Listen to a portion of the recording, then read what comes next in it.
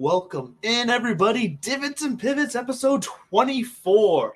If you're here for the Barbasol Open, like I was, or if you're here for the Scottish Open, whichever one, because we study two different things this week, because that's how we do. We pivot on weird weeks like this. You're in the right place, because we're here to have you covered with all the latest golf news, all your picks for either tournament you want to play, and check out the new background, ladies and gentlemen. It's a work in progress. Don't judge it too harshly just yet I blur out. Hey, it's not a work in progress. It's a work of art. Hey, I like that. This is going to be a work of art right here at some point soon, so just stay tuned for that. Keep watching if you want to see what that is. But, Bud, we've already heard your voice. What's going on, my man? As usual, Bud, you stepped on my intro. How are you now that you've let yourself? I'm doing fantastic, man. And I got to tell you, what a time to be a Brit. What a time to be an Englishman or an Englishwoman or whatever you want to call yourself, because they just celebrated the centennial of center court at Wimbledon. If you're a sports person, if you're a tennis person at all, it's just cool when any kind of monumental moment comes right on top of, or on the heels of the Queen's whatever jubilee they had to invent, because nobody's ever been in office for 75 years. Now we've got the Scottish Open at the Renaissance, which is becoming this new premier event. This week's field is the strongest DP World Tour field they've ever had by world golf rankings. And then next week it's not the British. Don't get your ass kicked. It is the Open Championship at St. Andrews. It's 150th. And better yet, Jordan Spieth got DQ'd from a pro-am this week. So everything fun is happening across the pond. Sure is. Things are happening on this side of the pond. It depends on where you are in your own pond, whether or not you're having fun, but we're having a blast here on Belly Up. But I will tell you one thing that's kind of pissing me off about the Scottish Open. What is pissing you? I mean, should I say, what is slicing Bud? Right out the gate, he comes firing everybody. Man, that intern's kicking ass there. The litigiousness of society has crept into golf. Yes. In when I say litigiousness, it's a word that means legal. It's that kind of an adjective. Sorry, I had to remind myself. I just spit it out. But the litigiousness of society is creeping into golf, and it started back. I actually blame the Rocky series. If you remember, at the end of Rocky V, Tommy Morrison, he finally gets his ass kicked, and Rocky looks at the Don King, supposedly stand-in for the series. Touch me and I'll sue. And Rocky, rightfully so, slugs the shit out of him. Sure. Pardon me for the kids in the room. Yeah. But ever since then, when I taught middle school, I taught in a great middle school. It was a lot of fun. You see a lot of things teaching middle school. Middle schoolers are better than cable TV. They're too old to be cute, too young to be cool, and they're impressionable. So they're a lot of fun to watch. But the amount of times I would even mockingly hear, "Ooh, I'm going to sue. And I'm just thinking to myself, oh my God. And look, I mean, without going into that corner of the world, even elections, before an election happens, you hear people saying there's already these legal challenges. So anyways, everybody goes there, and guess what? Ian Poulter went there. Leave it to Ian Poulter. Now, I was on Ian's side until now. He did go to the Live Tour, and he was being diplomatic, and I guess he still is being diplomatic by going to the courts. But I almost want to be like, that's kind of like having to sue to go to your own prom, right? It's like you got it. You were voted out by the class. No, that's actually bullying. Well, but the point being, he chose to leave. Exactly. He's trying to have his cake and eat it too. And I'm sorry, my man, that's not how it's going to work. Well, it is going to work. They are going to eat cake this week. Let them eat cake, says the court. So I actually don't even know if it. And here's the thing. I know what I know, and I know what I don't, and I don't know the law here in America or overseas. I just know that he went to a court. I don't know if it was Scotland, England, or some sort of universal sports tribunal that they have over there. But he went to court, and he sued to get in. Now, good for him. The quote-unquote journalist in me would love to see – I'm not a journalist. I just kind of say that in jest because I do like to convey information. But anyways, the journalist in me would love to see him win now after a story like that, right? Like, you sue to get in. I belong. Come on, man. But the Billy Horschel in me wants to tell him to go pound sand. And I've got to, from the look on your face, I got to ask, did you see what Billy Horschel's comments about Liv were? And then we're going to pivot back to what we need to be. I'm not sure I saw Billy Horschel specifically. I saw some other comments out there. So Billy Ho came out, and first of all, before this moment, I was a Billy hater because he's a Florida Gator. But But the bigger person in me, he's won me over. It took him time, but he's been trying for a while, and I'll credit where credit's due. He kind of came out and said, "I'm sick of this, man." He's like, "There's people behind closed doors who've been talking crap, and they've been lying and two-faced, and I'm not just going to sit here and be diplomatic about it anymore." And you know what? Shouts to him. The high road gets lonely, but then when you look around and you realize you're not alone, you can finally speak up. And he's kind of like, "Wait a minute, hold on. I'm not the only one who feels like this. All right, fine." And I do think it wasn't out of any cowardice that he hasn't said anything. I think it was genuinely his gentlemanly nature. I mean, the guy still wears saddleback shoes and like classic FootJoy everything. I love his style. And he probably knows his place within the PGA Tour as well, where it's like, you know, we're seeing Justin Thomas, we're seeing Rory being like the two main guys whose comments are in the news, who are getting taken, like, and rightfully so. They are the kind of the leaders of the new era of golf. Billy Horschel's not like on that level to where like he's a seasoned guy. Yeah, he's a seasoned guy, but he doesn't have that same public pull where if he goes out there and says something, it's going to grab attention and hit as hard like JT and Rory. To use kind of a military, and now actually no, forget that, because I don't want to piss off any of the vets or active duty. Be like, actually, you know, really more be like, but to use kind of like a, I don't know, he is a seasoned vet, and I don't mean veteran short for that. I mean, he's been out there a while, and he, like you said, he knows his place. He is deferring to maybe younger people who have more impact, and he's picking his moments. And I think that's the point. It's like, it's not that it's not his place, but like you said, he kind of recognized the moment, he read the room, and this was the time for him to finally be like, enough's enough. Like, and I think he's kind of like, why are we still talking about this? Best was, there's two things, and this is the coda to my, what a time to be a Brit. You know, we opened with all the positive, and here's the cherry on top. Paul Casey just went to the Live Tour. I know. So I was going to bring that. Yes, he did. So this brings me to my next thing. Russell Knox comes out today. Scottish guy. Was it Russell Knox? I got to look up who it was. We'll look it up. We'll look it up live. I think it was actually, we got to find out. Russell Knox. Somebody came out. Russell Knox. Yes. Okay. Russell Knox Ryder Cup. He finally came out and he was like, you know what? Maybe this is all good. Maybe it's good that these kind of guys who are on their way out. Oh, the old boys hanging on for dear life. That's what he called them. Yeesh. But I mean, he's got a point, right? He's kind of like, hey, look who's over there. Look at the average age. Look at the average world golf ranking.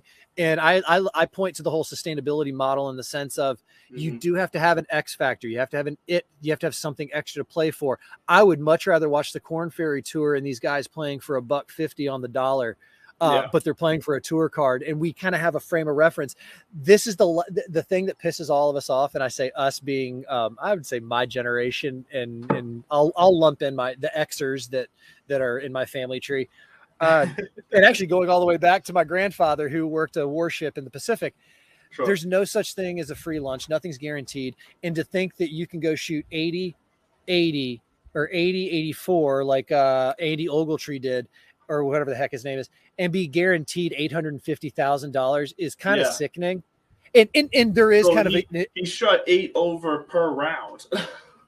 Well, there's a funny I actually retweeted. I don't tweet much, but PGA Tour or whatever. It's one of the meme parody accounts. They said that was it Live Tour renegotiated their contract with Phil Mickelson, and he's now going to make $1 million for every round he shoots under par, saving the league $199 million. And it's like, oh jeez. Ooh.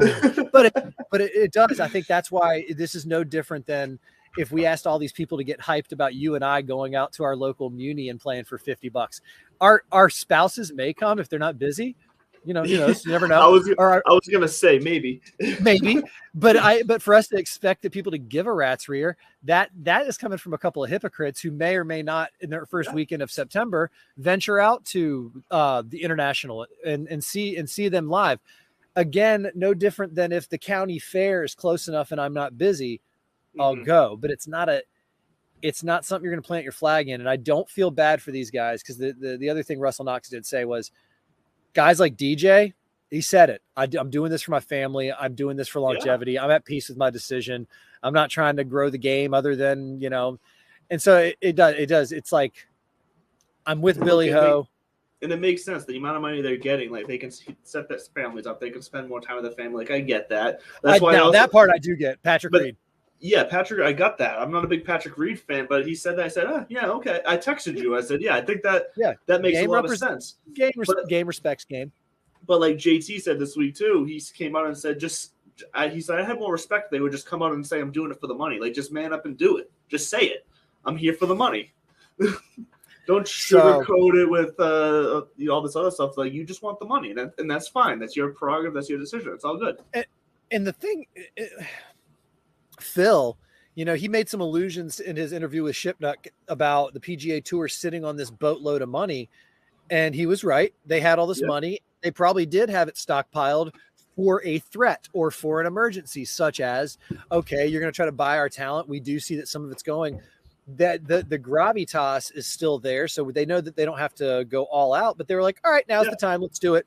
These are going to be $20 million events. These are going to be for only the top fit. Like, they just went and rolled it out, and it's kind of like, Greg, you showed your hand. What else you got? Because there's rumors now that the same outfit is going to propose a women's league next year, and same model, same everything, same format, same money. See, now that's something that could. I think my gut thing that could actually help grow the women's game. Like, but why is it more palatable to those who by the way, to those who have a strong feeling? This is all kind of an academic exercise for me because this is all just like fresh thoughts. Pay attention to. Yeah, but I mean, look, the more people watch the men than the women. I don't agree that should be the case because there's plenty of women who can compete with the men. Like, it's just separate, but the tour is just as talented. It can be just as entertaining, but golf's unique in the sense that it's the only sport around where you do have, any other sport, get them side by side, and there are going to be now in golf, people would say length, right? Yes. Well, that could be true and that could not be true. I mean, look at the country club. The country club's all of 7,000 yards, and it handed these boys their rear ends. Now, I can tell you right now, those ladies out there, you say all you got to do is hit spots. I say all you got to do. There's some lengthy holes, but at the same time, they've got game. Like, par is the opponent, and so that's the interesting part. They're going to try to maybe do some crossover events. They're going to try to maybe do some co-ed stuff. So see, that would be cool. I think that's look. They have some fantastic ideas. Right. I've said that from the beginning. The format. To liven up the game, to bring this new style. They are making some mistakes, though. Did I remember that they were going to be in Portland last week? No. Did I realize they were in Portland like midway through Saturday? Yeah. Did I watch? No. They're missing an opportunity to really – I don't want to – it's not to the point where it's step on the neck of PGA Tour, but because they're not like over the PGA Tour, but they have an opportunity to grab a share of the market and run with it while it's fresh. And this is where other leagues like the XFL, like the USFL, have failed in the past. Or no, not the USFL, the other football. What was that? The AFL that came back like a year or two ago. XFL. Well, no, not there was the XFL, and then there was another. USFL came back. I think they were actually playing this spring. Yeah, they were playing this spring, but there was another one before. It was like the AAFL or something, whatever. That's what these leagues. Oh yeah, there was a spring league because I was living in Gainesville, Florida. I think when they announced it, people were like, "What? There's gonna be pro football in the swamp?"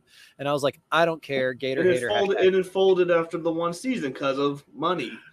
Money's not an issue with the Live Tour, so they have this opportunity where the one thing that always makes these leagues fail is money. They have the money solved, but now they're kind of failing at the marketing aspect of it, I think, because they're not grabbing the hype. I'm going to go back to the product's not appealing. I don't want to watch golf with no stakes. Well, and you're right. It does feel like that. It's just, I mean, it's even deeper than, because what you pointed out was, we think that their products were successful and they simply ran out of money. The inverse of that could be true, which is if they had a sound business model, then the attention would have driven money. It is an interesting idea in the sense of Live is proposing things that, again, already moved the needle. We talked about those events that they're doing. The purses are going to be jacked up to 20 million in invitational status. Part of another strategic alliance was renewed, I guess they called it, with the DP World Tour, the PGA Tour. And that's where this week's Renaissance Open, brought to you by Genesis. It's the Genesis Scottish Open at Renaissance. Sorry. It's at the Renaissance Club. You're laughing at me. All right, Barbasol. We get on the pre-show. He's like, wait a minute. Are you talking about the Barbasol? No, I sir. studied for the Barbasol, and I was like, maybe we That's might as fine. well have skipped this week because there was you studied for the gym midterm. I studied for yes. calculus. No, that's actually not true at all. First of all, Chris Gotterup is going to be a fun guy to watch after Chris his college. Gotterup crushed it for us last week on this guy's lineup.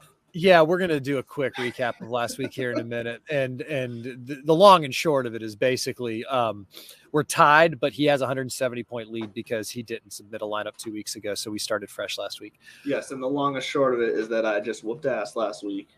Yeah, you did have a good week. I'm not against you, but look, if you listened to the show last week and you played Chris Gotterup and you played, Lucas Glover was my miss. I do stand by though. If he had made the cut, he missed it by one stroke. He had the one bad first round, but he showed up second round with a 5-under round, which is much more like I expected him to play. If he had made that cut, I think it could have been a lot different. I think he wouldn't have won, but I wouldn't have been surprised if he had another 3-under, 2-under round after that on the weekend. And that's exactly why the Live Tour will never be able to catch on the way that, because there's no place for Chris Gotterup. Well, listen, Chris Gotterup probably got an offer from Live. Pearson Cootie, who Charles did, Cootie. And Pearson Cootie, who is a Corn Ferry Tour guy, Texas Longhorn, won the NCAA, won the Corn Ferry Tour. His grandfather won the Masters, and he said he was offered an absurd amount of money to go.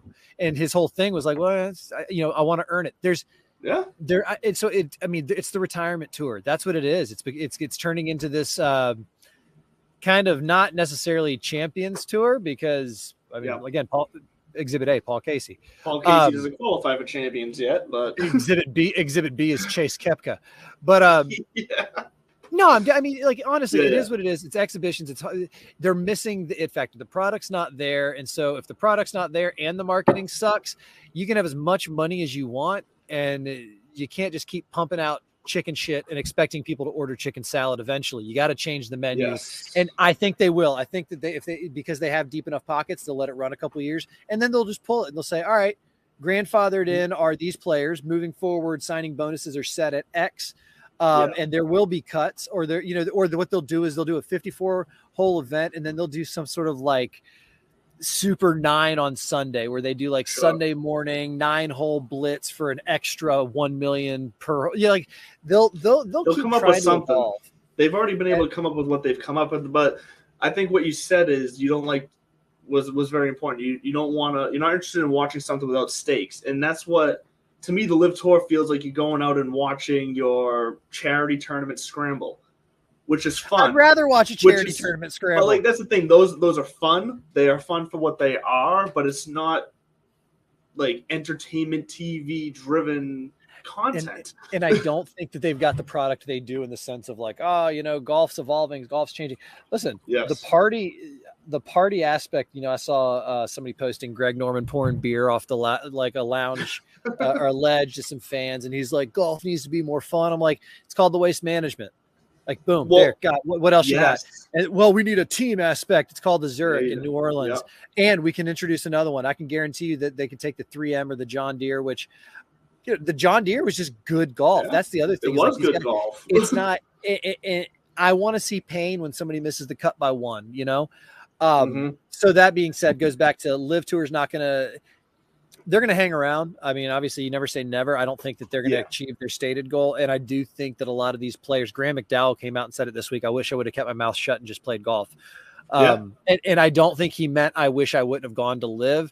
I think he meant, I wish I would have peacocked the way I did, which was probably the company line though. Hey man, we just gave you 10, we just doing, gave, well, and here's $10 million. Go say how much you love me publicly. All right. Yeah. That is what happens when you make those kind of contracts. These guys aren't just going to play 8 rounds of golf a year or whatever. 8 times 3. What is that? 24. 24. Yeah. Jeez. You're not just going. I was about to say 27. That's how bad my math you don't is. think that some Saudi prince who has a high stake in the investment capital firm is going to have a nephew who wants to have a golf outing with one of these guys? Now they might have, but here's the thing: they also might have signed contracts saying, "Sure, I'll do 8 of those a year. I do them anyways for my corporate sponsors." Sure. So there's more of it to consider. I think one of the biggest funny moments was from and I'm not going to call him out by name because I don't want the dozens of people watching to to pile on this guy. But if you're on the Twitter sphere, there's a well-known golf journalist, and he's a wonderful guy, does great. I say wonderful guy. Let me put that a different way. His stuff is wonderful to read and follow, and he's very good. But he made a comment that was an oopsie, and he got called out, and he just ate crow. He said something like, "It's great to see, high-level talented professional golf come back to the state of Oregon for the first time since like the 60s or 70s." Oh, yes, yeah. And somebody immediately pointed right away. Well, and then I read down, and he's like, "Air me," like flat out air me. Sorry about that. Absolutely right. I just derped on that, and that's my. He just crow, and he was done with it. It passed on, and we were good to go. But it was a good reminder of where we are, though. I think in society that he did pause. He had to pause because and you had to just go, I didn't mean it like it sounded. And he probably should have just said, I think all he said was, I should have specified the mail game. Like, you're right. 100% right. And I'm like, good. That's what we're looking for. Anyway, speaking of the mail game again, because that's the expertise. That's air quotes. DP World Tour, PGA Tour, Scottish Open. This is the first time it's been co-sanctioned by the two. And 6 days ago that they unfolded their 13-year agreement on their strategic alliance. And part of it is the top 10 finishers of the DP World Tour are going to be able to earn PGA Tour cards now that don't already have them. So there's a little, but the DP World Tour CEO came out and said, "We're not a feeder tour, damn it." And it's like, no. I mean, I did see 17 articles say that, but I get his point in the sense of like, no, it's just providing opportunity because I don't know if the inverse is true. Speaking of Patrick Reed, did you know he has an honorary lifetime membership to the DP World Tour? I did not know that. How did he get that? He was one of the first kind of American guys in the last 10 years to go over there and play a lot. Look at his history. He went over there a lot in the last few years. That's also part of the thing. I get what Patrick Reed's saying. He averaged something like 34 worldwide starts in the last 10 years. Yeah, so he wants to help with kids. Yeah, I still don't like him, and I still wish he would have never won the choker. But his reasons are sound. His logic is there. And but that's an interesting thing to follow. Follow that story, too, because as the courts play out, that was the big beef. It's like, wait a minute, you can't just say you can't drop the hammer like us. There's different rules, rights, regulations over here. And that's what they're going to let play out. I got a feeling these appeals folks are going to be like, you know what? Actually, come to think of it, it's no different than X. And they're going to make some analogy and say, let the ban stand. Sure. But Patrick Reed has a quote unquote lifetime membership. Will that be revoked? Is Phil's lifetime membership revoked right now, or is it just suspended indefinitely? These are all going to be topics to follow. That's the muddy water that would change the course of history of golf a little bit, I feel like. Nay, mankind. Nay, mankind. I love it. Sorry, So I had to if I looked like I was distracted, I had to move my monitor up here because with this new setup, my camera's here, and I felt like I was looking down because I wanted to look at Bud's face as he talked. So this is great podcast. Now I have the monitor here, the camera's here, we're good to go. that was great. So if you're listening on the pod, as the kids would say, Andrew is now framed by a lime green outline, which is gorgeous. It accents the green shirt he's wearing very, very well. Plan better next time. Well, listen, my lighting looks like I was put on by a mortician, so we're good. Yeah. Let's get to the topic du jour. Two things. Piper in the clutch. Thank you so much. Shouts all day. Hashtag DivPiv. DIV, PIV, 10% off. Tell them Bud sent you. Yes. Fantasy National boys and girls, thank you so much for setting up the Barbasol for Andrew. He is well prepared for his exam. Here's the thing. I actually texted Drew. I almost called you Drew. You did almost just call me Drew. One of my best friends. One of my best friends is named Drew, and he actually runs a camp in Maine. Let me rephrase that. He works at a camp in Maine. Eventually, one day wants to run it. Okay. And I think he will. Here's to you, Drew. One more shout out before we actually get into business.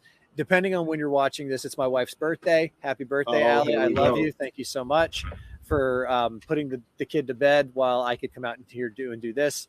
So I love you. For real though, to all of us podcasters, all of us content creators, there is usually a woman behind who is supporting a partner behind.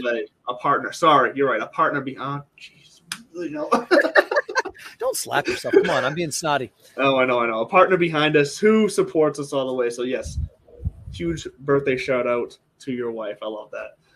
Yeah, for sure. So, and it's tomorrow. So it's July 6th, depending on when you're seeing this. What are you flicking at some bugs there? What the? There was a very big spider. I'm actually trying to compose myself right now. Arachnophobia was one of my biggest like movie fears. My mom decided it was a good idea for a 5th grader to watch it. The thing that stuck with me was John Goodman. John Goodman steals it. He's the only reason to watch it again. He's a wonderful guy. Yes. Wonderful guy because I know him. All right, where do you want to start? No, I said I wish I said like I know him. I was gonna say you just slide in that you know John Goodman. I was like, wait a minute, we'll forget the rest of the show. What? But no. I said he's a great guy. Like I know him. Where would you like to start, sir? Do you want to give the fans a buzz through the Barbasol? It would be educational to me. What did you learn? Where are they? What is Barbasol? What is Barbasol? But so here's what you need to know about Barbasol. There we go. Give us what we need to know. It's fairly simple, and let me reorganize here my rankings. It's fairly simple. Chris Gotterup, the gem of last week, is priced at $10,300 in this tournament, which just tells you everything you need to know about the field for the Barbasol. It's a ball striker, strokes gained approach, and a putter type of tournament this week for that one. So you're going to want those ball strikers. The fairways are pretty wide open. You're not going to have much of rough coming into play as far as it being kind of devastating to end it. It's not gonna punish you too much. So Should be some low scores. Should be if you put it on the green, if you can putt it within 2 putts, you should be good to go. So I'm looking at ball strikers putting, strokes gained approach, par 5s, and birdies or better gained. And what you get with, I'm gonna quickly give you my top 10. Because we're going to move on to the tournament that most people are going to be playing and researching this week, which is not the Barbasol. So my quick top 10 here is I don't want to mispronounce this. Julian Surrey, Chris Gotterup, Robert Garrigus, Chesson Hadley, Doc Redman. So Doc Redman is he's only priced at $7,300 in this field, which is a shocker.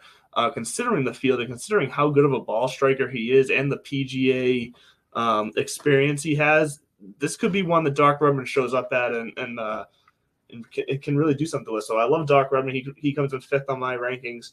Adam Svensson at 9,800 is someone I've loved all year.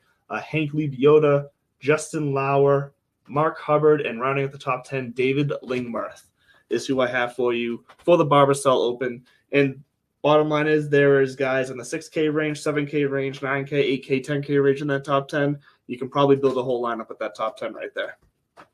I love it. And here's the thing about the Barbasol Open. It's another one of those weeks where I similar to last week where don't try to outsmart yourself. Everybody in your top 10 I have heard of, or there's a frame of reference for, ergo they are kind of the creme de la creme this week. They are the folks who, if anything, experience might shine through.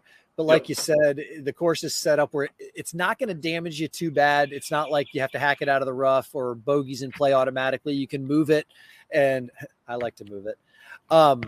As I move my camera, because I did not realize I bumped it. Sorry, where was I going with this? Oh, strokes gained, approach, and putting. So you nailed it. Don't try to outsmart yourself. Look for whoever's on a heater down there.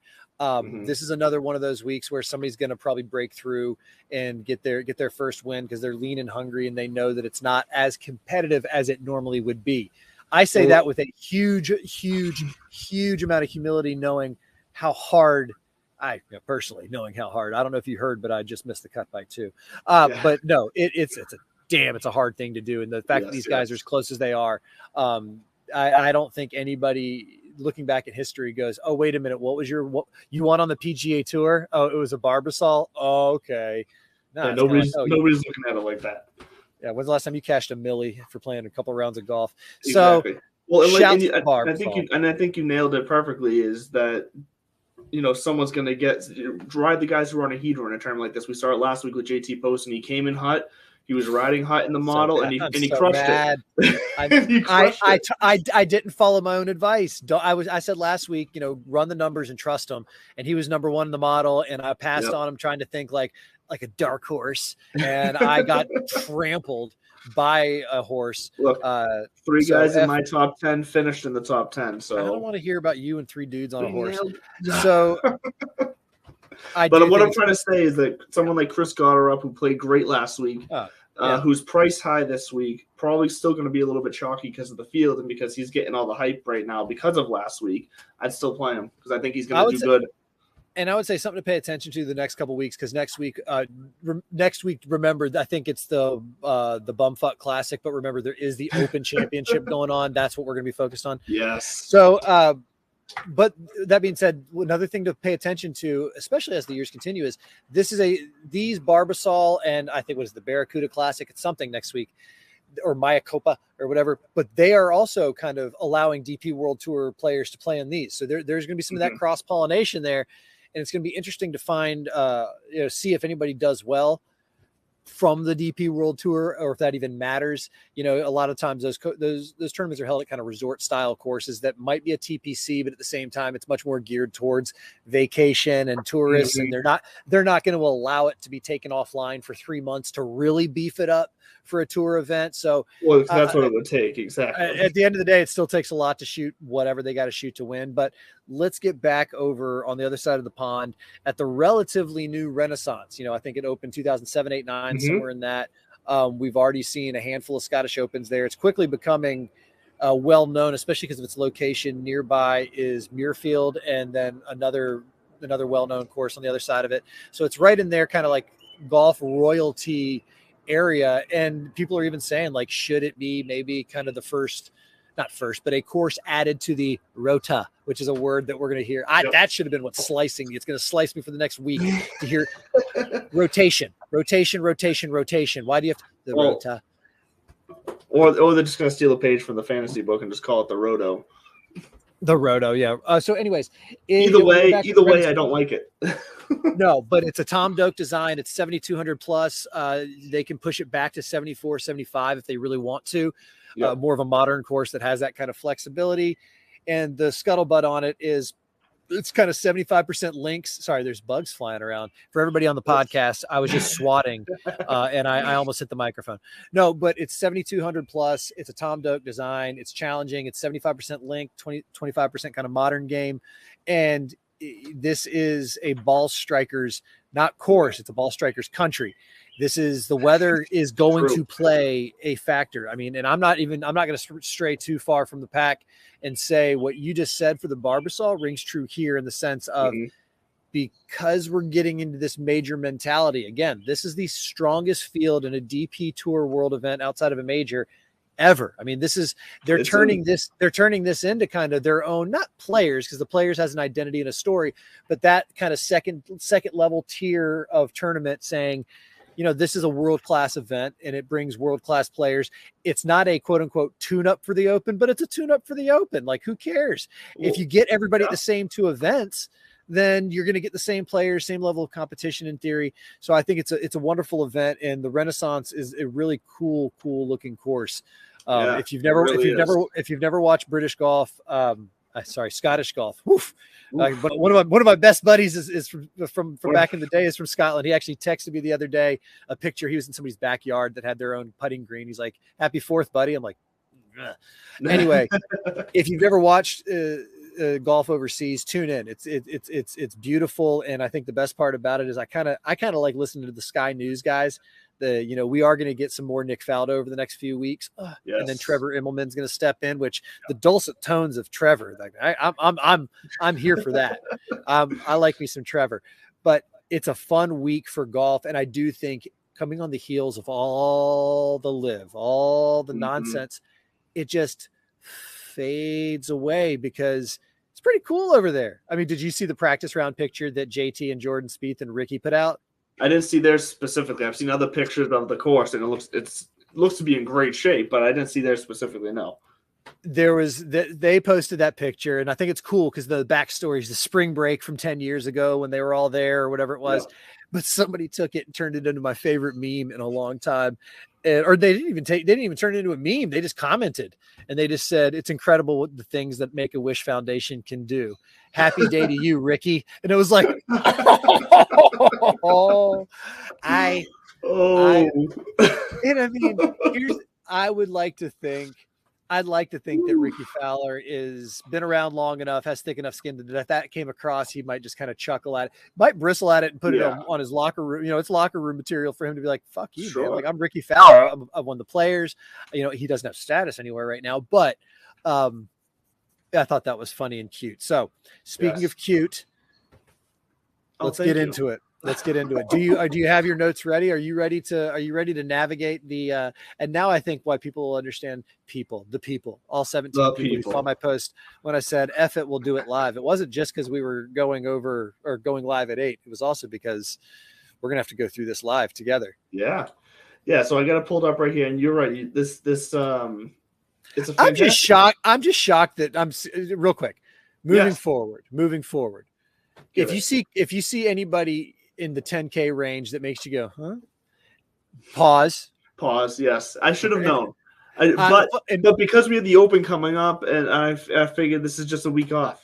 I'm glad you squirmed because I'm gonna actually tell it. I texted him before and I'm like, listen, dude, I haven't done anything. Can I just cheat off your notes? And he's like, sure thing, man. And he shows up with notes for the Barbasol. That's why I was like, well, I downloaded the DK, guys. All right, let's get into it. Yeah, that's when you blame the person you cheated off of for why you failed, right? So coming off last year, Minwoo Lee, Sunday 64, got into a playoff, and one of the guys in that playoff was Matt Fitzpatrick. Matt Fitzpatrick coming off of it. I used to be the, it's hard to back. And then Scotty Scheffler came along and reminded us that and JT Poston came along last week and reminded us when you're good, you're good. And the fact that Matty Fitzpatrick coming off a US Open, a major victory, 2 weeks off, a place where he was runner up last year, the fact that he's at 10-1 to me is almost like, I wonder if DraftKings knows something we don't, in the sense that they're trying to bait people there, because I would have thought that Matty Fitzpatrick would be that 11K guy. Granted, John Rahm, Scotty Scheffler, number 1 in the world, number 2 in the world, guys that anytime they tee it up, and I think statistically you can't beat John Rahm, and Scotty Scheffler is number 1 in the world. Justin Thomas is probably, I would say, like, I don't care what the world rankings say, I feel like he's knocking every week right now. He's impressive for this setup this week too. Right. So why don't you, I'm going to tell you right now, gut tells me if you're going to go anywhere in the 10K range to go with Matty Fitzpatrick for all the reasons I just gave. That's the only kind of logical stuff that I can go through. But what do you got in the 10K range? Yeah, let me quickly pull up ownership, because that's going to make the difference for me between. While you pull that up, I'm going to remind the folks. Last week, your boy Andrew brought home, the real Mr. Mallard brought home 623 DK points, and this buds for you clocked in at 453. Lucas Glover bit us both, and then Lanto Griffin, you have now taken over Brendan Todd's spot in my heart. Lucas Glover ruined my 6 for 6. If Lucas Glover had just made the cut, we would have been talking about possibly another takedown. That's how close I was to the top. I think my final position 73rd. And that was with one missing the cut. So what could have been, but that's the nature of the game. Ifs and buts, Andrew. Ifs and buts. Talk to me about 10K and above. Yeah. So Fitzpatrick, as far as 10K and above, makes perfect sense to me. He's 3% less than JT. JT is actually the highest percentage owned, projected owned, I should say. I wish there was a social scientist who could do this for me, because I would love to find out if that 3% is represented sheerly by American bias, because I think it is. Yes. Which is okay. It's one of those things. It might be, but that's where you can find the edge. I'm fine. I would love Matthew Fitzpatrick. Oh, JT's my guy. Yeah, well, and that's fine. Like, I think JT's going to be good, but I think you're right on. Matthew Fitzpatrick lines up perfect here. We're talking about riding the heater. Fitzpatrick would be one of those guys right now. And 14% ownership. At the lowest of the 10K range, it lines up perfectly. It allows you to get someone who is severely underowned in the upper 8K range, who is a ball striker at heart, Mr. Sungjae Im, at only 9% projected ownership right now at 8,700. Seems like a fantastic pairing to start it off with between Im and Fitzpatrick, if you ask me. So you're skipping right over the 9K range. I might come back there once I play out the rest of my lineup, but I'm just saying that my gut first, when I'm looking through the ownership and the rankings, Sungjae Im and Fitzpatrick just make a lot of sense to me with what you're going to need on this course. That makes sense. I'm going to go much more with my gut on this, and I would say if I'm going to come down to that 8K range, I'm looking more. There's a name and a guy, and I think Fairway Jesus is going to look at the next 2 weeks as an opportunity to maybe get back in some. I'm dead serious. It's one of those things you talk about strokes gained home life. He doesn't have status on the PGA Tour. I don't know what his status is on the DP World Tour. There's going to be this void of, I don't know, British golf. Paul Casey going to live is bigger than just, the DP World Tour. There's Ryder Cup ramifications. There's all sorts of stuff because he was a lock to be a captain probably in the next 20 years. Yeah. I think Paul Casey, Ian Poulter, both locks. Now, just consistent enough. Yeah.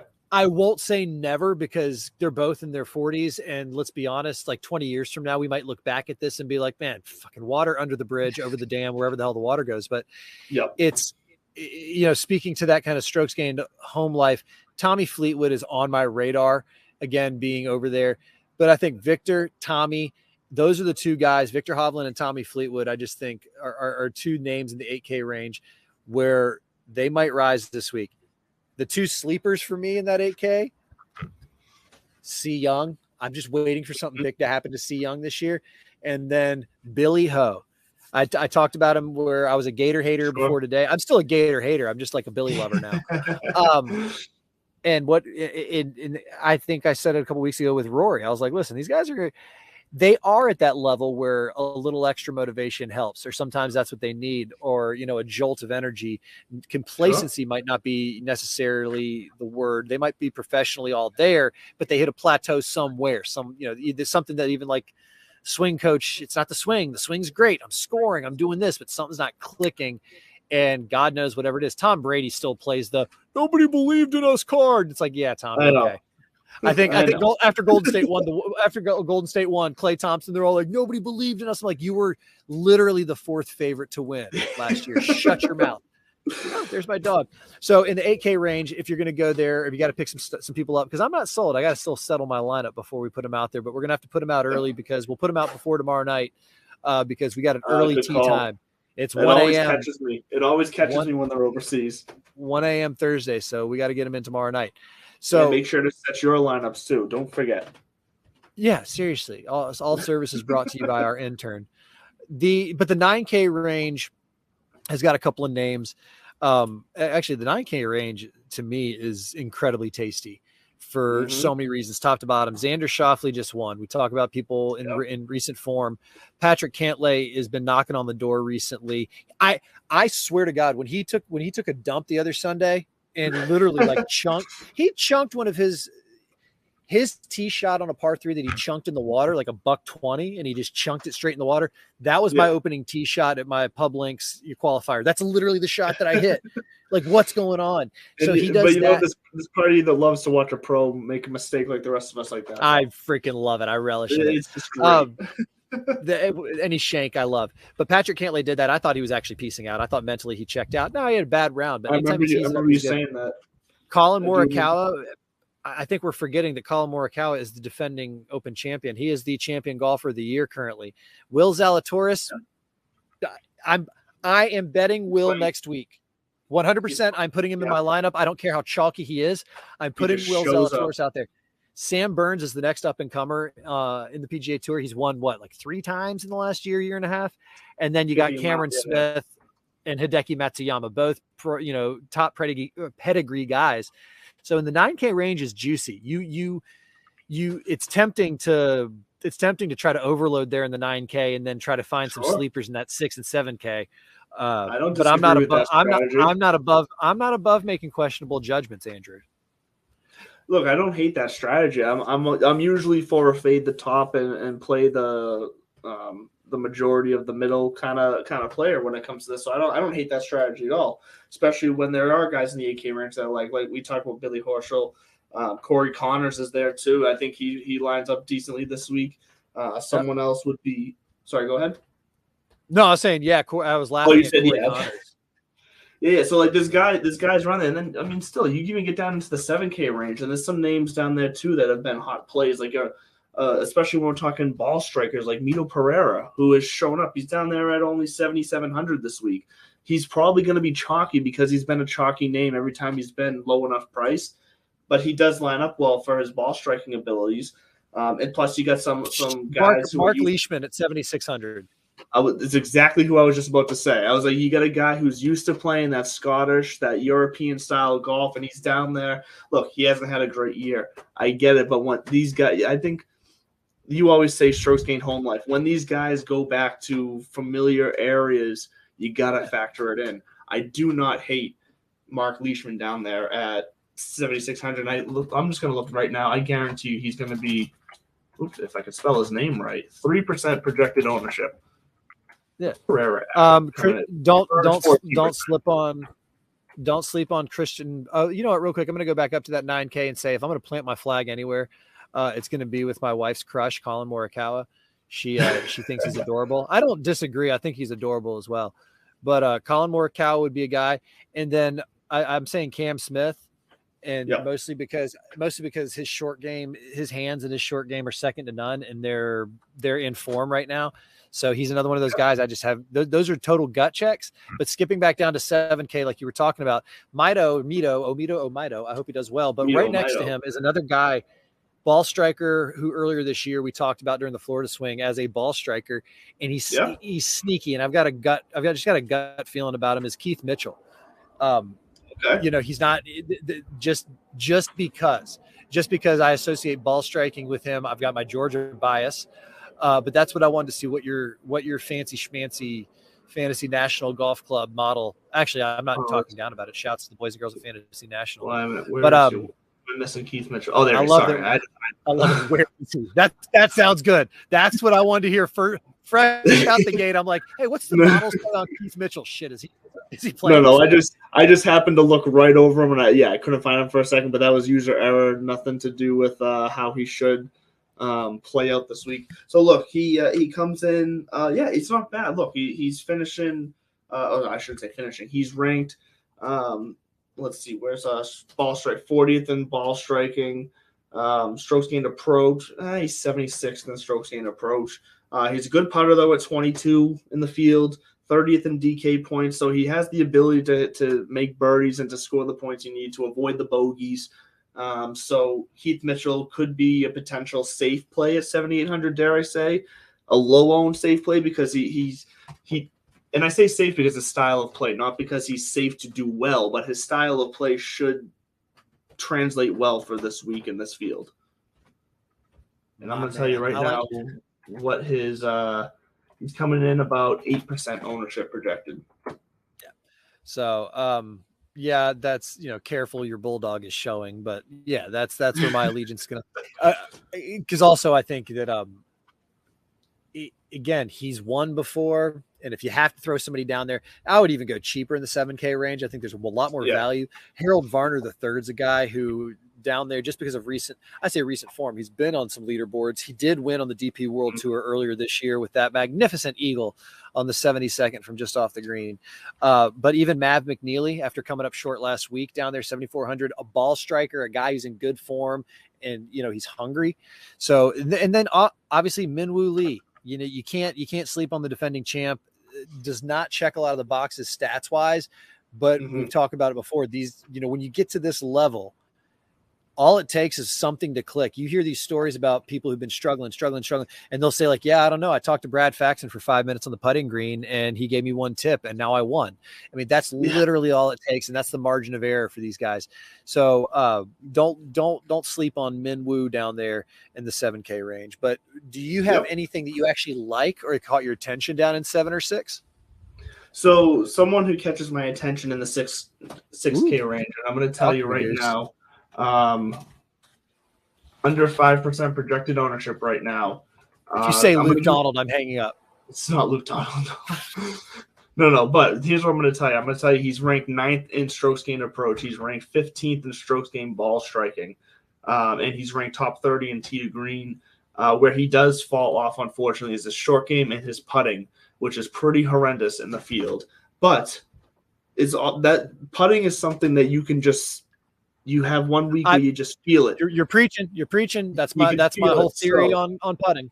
It's so much harder to be consistent with that approach and short ball striking than it is with the putter. So if I'm going to take a chance someone down here, 6,600, Antoine Rosner. I'll take a shot with him. Why not? Why not? If Chris Gotterup could do it for us last week, why can't Antoine Rosner do it for us this week? So my what's it called? My value bargain play of the week this week is going to be Antoine Rosner. All right. I respect it. Mine's actually going to be Luke Donald if I've got to throw some money down the 6K range. I thought you were going to yell at me because you said never will you play him, but no, it's because you were holding on to him for yourself. Well, basically, because while his ball striking is streaky, he is top 10 in strokes gained approach. He is in the green, tee to green, so to speak, and he's top 50 in strokes gained short game, and he's 15th in around the green. So how many rounds do you have your sample size set to on Fantasy National? Just asking. And so he is my value at 6,400 that if I have to go down there digging. Also, he's a former world number one, and he's another one of those guys who I think with this Paul Casey, with Ian Poulter, with some of these guys going to live and jumping ship, there's going to be some of these, UK guys who step up and say, wait a minute, like we still believe in the DP World Tour and the PGA Tour, and you're just trying to double dip. And that was another thing that kind of my boy Knox was saying is like, dude, you're just double dipping. If you want to piece out for the money, go for the money. So Luke Donald is my value play this week. He's the long shot. And I do think that just probably, like we say, local. If you can shop local, buy local. I don't agree myself on Luke Donald, but but this is why we compete against each other every week because it's fun. We don't have to agree every time. Right. By the way, the week that you bounced, I did have. You had a great week. I had a great week. I had a really good week that week. You did. But you know what? That's what I needed. That was the good practice round that I had to have before I went out into live competition and got smacked down. So we're back at it. It's called scar tissue. So because we love side bets here, I got a fun one for you right here. Okay. Because this one, it just happened to be when I was because I had to try to find because we're square on Corey Connors, right? I think we ended up squaring up, right? Yeah, well, I think because I think I think we squared up. Yes, we squared up. Yes, you're right. That's right. Yes, that's all. So square there. Yes. So, a Lannister pays his debts. That's what I'm saying. Yes, you do. I'm going to say that Jamie Donaldson finishes better than Luke Donald this week. 6,200. 6,200. Jamie Donaldson. Head-to-head 62. Jamie Donaldson and Luke Donald on a head-to-head. Yes. Yeah, sure. I'll throw my money over Luke Donald. The Northwestern alum has seasoned again. I think this is one of those where you might be texting me Friday afternoon and be like, "Who the fuck is Luke Donald again?" Because I think his greatness predates your interest in golf. So I'm okay with all this bet. No. I know how good Luke Donald used to be. That's why I'm betting against him, because the keyword there is used to be. But here's what I'm going to do. We're going to make a quick TikTok live here because we're going to put this side bet out in the TikTok universe because I got everything up at my eye level now. My phone, conveniently sits right there too. So we're going to go with this. We're going to go ahead and say the side bet for divots and pivots this week between Real Mr. Mallet and this Bud's for you, Mr. Bud Copeland, is going to be that I say Jamie Donaldson finishes better than Luke Donald in DK points at the Genesis Scottish Open this week. Is that the proper? Is the Genesis Scottish Open? It's the Genesis Scottish Open. Yes. Okay. The Genesis Scottish Open. So and I think Jamie Donaldson is an AI bot that they just created and put in there. I don't think this person exists. We'll see. Jamie Donaldson and Luke Donald. Comment on this TikTok. Let us know who you got. Real Mr. Mallet, Jamie Donaldson. This Bud's for you, Luke Donald. So we're gonna post that to TikTok. We're gonna have some fun. Look. We're hitting the end of the show here. What we really want to get, we're going to start putting on some fun content for you guys, whether you're listening, watching, stuff like that. We're going to be more active on TikTok. We're going to be more active on YouTube. We keep saying it. We are going to hit the golf course together this summer. And we have to. It's already July. We got, and listen. New England standards for golf. We got families. I know, but New England standards for golf, like we're getting into it now. We got to get some rounds in, the two of us. We're going to start running out of time real fast. So we're going to put some fun content on YouTube, TikTok, Twitter, wherever, all of our accounts. So get out there, make sure you're looking for it. We got a couple minutes left here. So Was there anybody else you wanted to touch on the Scottish Open before we kind of do our closing stuff here? No, actually, I think the most pressing issue of the day is the Jordan Spieth disqualification. I don't know if you saw this. Yeah. He got DQ'd. He got DQ'd from the Pro-Am that he is playing in over there, that Tiger's playing in, that everybody's like, oh my God, Tiger's back. He's limping. Is he gonna play? Is he not gonna play? It's like, God, really, like put a pin in it. But I thought it was hilarious. The Pro-Am's at the Manor, right? Yeah. And I guess it is a Pro-Am. And so it is a team event. So he just picked up his ball on when he thought the score didn't matter for the team. He forgot that there's like an individual competition for the pros in the field. And so what I love is I think it was either the DP World Tour or whoever's hosting the Pro-Am just tweeted it out, because it was the Jordan Spieth tracker on Twitter like made a comment about it. It was like, breaking news, Jordan DQ. And the picture was just him like smiling, like shaking hands with people. I thought it was an Onion article. And I actually think that a guy like Jordan Spieth's gonna have fun with it. He's got to. There's a new wave coming into professional golf in terms of leadership, in terms of talent, in terms of stewardship. I think we're seeing kind of the party. I think Phil in the same way that Greg Norman kind of just faded off from the spotlight in the 90s after his downfall. I say his downfall after his choking at the Masters. But he did. He kind of went off. He did his thing. He made his hundreds of millions of dollars. He did his winery thing. He married Chris Everett. He got divorced. He did his whole bit. And I think Phil doesn't want to be a quote unquote steward of the game.